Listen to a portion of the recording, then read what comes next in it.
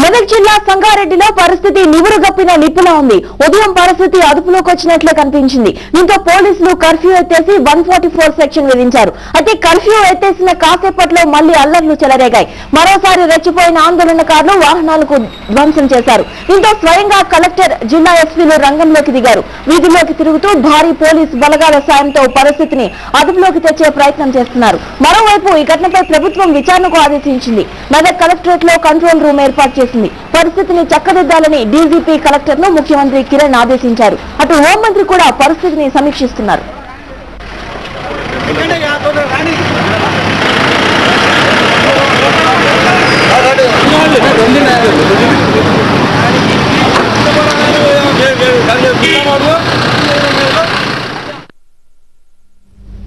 సంగారెడ్డిలో ఉద్రిక్త పరిస్థితులకు బీజం నిన్న రాత్రే పడింది. నిన్న సాయంత్రం ఓ ఇంటర్నెట్ కెఫేలో ఫేస్బుక్ ఓపెన్ చేసిన యువకుడికి ఓ మతానికి చెందిన అభ్యంతరకర దృశ్యాలు కనిపించాయని చెబుతున్నారు. ఈ దృశ్యాలను మార్ఫింగ్ చేశారంటూ రాత్రి 11 గంటలకు ఓ వర్గం జనం ఆందోళనకు దిగారు. రోడ్లపై ఉన్న ఫ్లెక్సీలను ధ్వంసం చేశారు.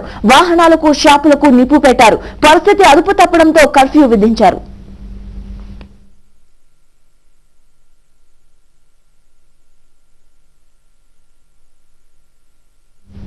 ఈ విషయం తెలియగానే సంగారెడ్డి ఎమ్మెల్యే జగ్గారెడ్డి దాడులు జరిగిన ప్రాంతాల్లో పర్యటించారు. ప్రజలు సంయమనంతో వ్యవహరించాలని, దాడుల్లో నష్టపోయిన వారికి ప్రభుత్వం తరపున సాయం అందిస్తామని తెలిపారు.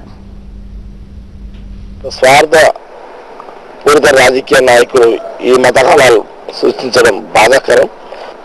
ఎవరికైతే ఇక్కడ డ్యామేజ్ జరిగిందో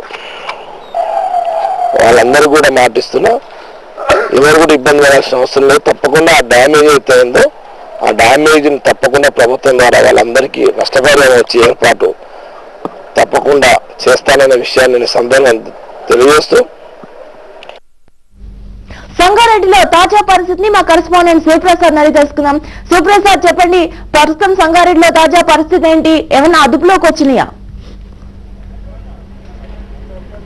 రూపా, నిన్న రాత్రితో కంపేర్ చేస్తే లేదా ఇవాళ మార్నింగ్ తో కంపేర్ చేస్తే కొంతవరకు పరిస్థితి అదుపులోకి వచ్చినట్టుగా కనిపిస్తుంది. కర్ఫ్యూ కొనసాగుతున్నప్పటికీ కూడా పరిస్థితులు చేయి దాటిపోయే అవకాశం మాత్రం లేకుండా పోలీసులు గట్టి బందోబస్తు ఏర్పాటు చేశారు. జిల్లా ఎస్పీ సురేష్ కుమార్, అలాగే జిల్లా ఎస్పీ, కలెక్టర్, అలాగే ఐజీ లా అండ్ ఆర్డర్ వీళ్ళంతా కూడా ఇక్కడ మకాం వేసి వాళ్ళంతా కూడా శాంతి భద్రతల విషయాన్ని ఎప్పటికప్పుడు జాగ్రత్తగా పర్యవేక్షిస్తూ ఉన్నారు. అయితే ప్రస్తుతం నమాజు టైం కావడం వల్ల, ప్రేయర్స్ టైం కావడం వల్ల మసీదుల ప్రాంతంలో ఏదైనా ఉద్రిక్తత జరుగుతుందనే నేపథ్యంలో అక్కడ కూడా పటిష్టమైనటువంటి బందోబస్తు ఏర్పాట్లు చేశారు. మొత్తం మీద కనుక చూసినట్లయితే ఆస్తి నష్టం దాదాపు 50 లక్షల నుంచి ₹1 కోటి దాకా ఉండే అవకాశం ఉంది. తగలపడిపోయినటువంటి షాపుల్ని కానీ లేదా కార్లని కానీ 1-2 ట్రక్కులు కూడా తగలబెట్టారు. వాటన్నింటినీ కూడా ప్రస్తుతం అగ్నిమాపక దళ విభాగం వాళ్ళంతా కూడా వచ్చి వాటన్నింటినీ కూడా మంటలాడుతూ ఉన్నారు. పరిస్థితి ప్రస్తుతానికి అదుపులో ఉన్నట్టు కనిపిస్తోంది. కర్ఫ్యూ ఉన్నప్పటికీ కూడా జనసంచారం అక్కడక్కడ మనకు కనిపిస్తూనే ఉంది. రూపా, శివప్రసాద్, ఈ ఘర్షణలపై స్థానికులు ఏం చెబుతున్నారు? అసలు స్థానికులంతా కూడా చాలా భయభ్రాంతులకు గురవుతున్నారు. ఒక ఆకతాయి చేసినటువంటి పనికి నెట్ లో ఒక చిన్న మార్ఫింగ్ చేసినటువంటి కారణంగా ఇంత దారుణమైనటువంటి పరిస్థితి తలెత్తడాన్ని అందరూ కూడా చాలా తీవ్రంగా వాళ్ళంతా కూడా వ్యతిరేకిస్తున్నారు. ఇలాంటి దుందుడుకు చర్యల వల్ల పరిస్థితి చాలా ఉద్రిక్తంగా మారి ప్రాణాలకు ప్రమాదం ఏర్పడే పరిస్థితి ఉంది. సంగారెడ్డి ప్రశాంతమైనటువంటి పరిస్థితిలో కొనసాగాల్సినటువంటి సంగారెడ్డిలో ఇలాంటి ఉద్రిక్త పరిస్థితులు జరగడం చాలా బాధాకరం అని చెప్పి వాళ్ళంతా కూడా అభిప్రాయపడుతున్నారు. అంతేకాక ఇటువంటి ఆకతాయి చర్యలకు పాల్పడే వాళ్ళని పట్టుకోవాలని వాళ్ళంతా కూడా డిమాండ్ చేస్తున్నారు. అయితే జనసంచారం పెద్దగా లేకపోవడం వల్ల, అందరూ రోడ్ల మీదకి వచ్చే అవకాశం లేకపోవడం వల్ల కొంత ఇబ్బందులు కూడా ఎదురవుతున్నాయి. షాపులు మొత్తం అన్ని కూడా మూసేసి ఉన్నాయి. ఎక్కడ ఏ సంస్థ కూడా పనిచేయనటువంటి పరిస్థితి మనకు కనిపిస్తోంది. పటిష్టమైనటువంటి పహారా మధ్య, బందోబస్తు మధ్య సంగారెడ్డిలో ప్రజలు బిక్కుబిక్కుమంటూ ఏ క్షణాన్ని ఏం జరుగుతుందో అని ఈ పాత బస్టాండ్ ప్రాంతంలో ఉన్నటువంటి ప్రజలంతా కూడా ప్రాణాలు గుప్పిట పెట్టుకున్నట్టుగా జీవిస్తున్నారు. రూపా, శివప్రసాద్, అయితే సీఎం కూడా ఉన్నత స్థాయి అధికారులతో సమీక్ష నిర్వహించారు. ఈ నేపథ్యంలో అధికారుల చర్యలు ఎలా ఉన్నాయి? ఈ రోజు ఉదయం ముఖ్యమంత్రి దీనికి సంబంధించి డీజీపీతో మిగిలినటువంటి ఉన్నతాధికారులతో సమావేశమై ఎట్టి పరిస్థితుల్లోనూ మరెలాంటి అల్లరి జరగకుండా, ఎలాంటి వివాదాలకి తావివ్వకుండా పటిష్టమైనటువంటి బందోబస్తు ఏర్పాటు చేయాలని అధికారులను ఆదేశించారు.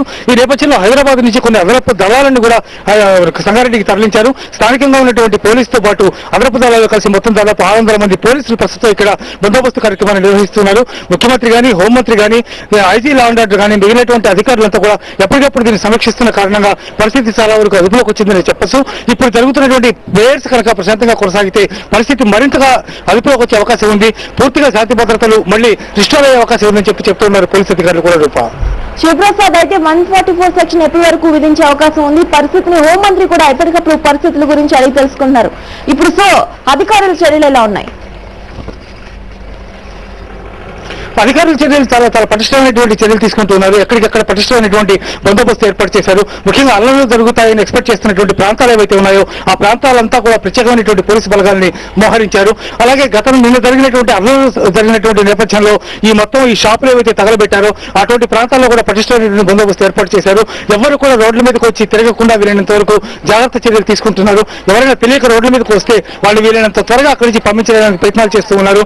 హోంమంత్రి సమీక్షిస్తూ ఉన్నారు, ముఖ్యమంత్రి మరోవైపు నుంచి సమీక్షిస్తూ ఉన్నారు. ఇక్కడ స్థానికంగా ఉన్నటువంటి కలెక్టర్ గానీ, ఎస్పీ గానీ, ఐజీ గానీ తదితరులంతా కూడా ఎప్పటికప్పుడు సమీక్షిస్తూ ఉన్నారు. అందువల్ల జాగ్రత్తగా అన్ని పటిష్టమైనటువంటి చర్యలు తీసుకుంటున్నారు.